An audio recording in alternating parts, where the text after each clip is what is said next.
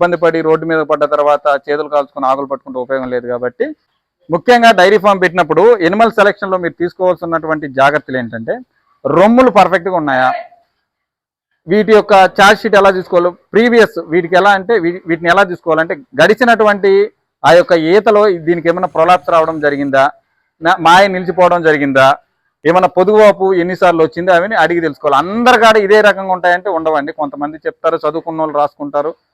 లేదు అనుకోండి, మన తల్లిదండ్రులు ఏం చదువుకుంటారు, కొంతమంది చదువుకుంటారు. అలాంటి వాళ్ళు కాకుండా దాని యొక్క కేస్ స్టడీ చేయాలి. ఏమన్నా ఉన్నంత వరకు చూడండి.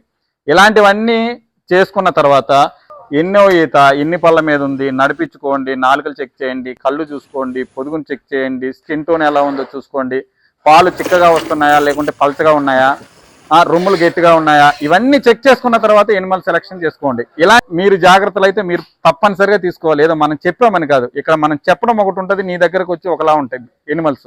ఇక్కడ పాలు ఇస్తాయి, మనకాడ పాలు ఇవ్వు. ఎందుకంటే ఇవి గాడి మారినాయి అనుకోండి, మనకు ఒక 5-6 రోజుల తర్వాత కానీ మనకు అవి అడ్జస్ట్ అయితే మాత్రం ప్రాబ్లం లేకుండా మనకు పాలు ఇవ్వడం జరుగుతుంది.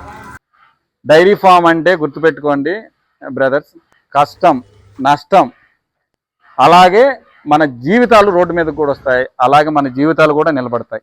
ప్రాపర్గా ప్లాన్ చేసుకోండి.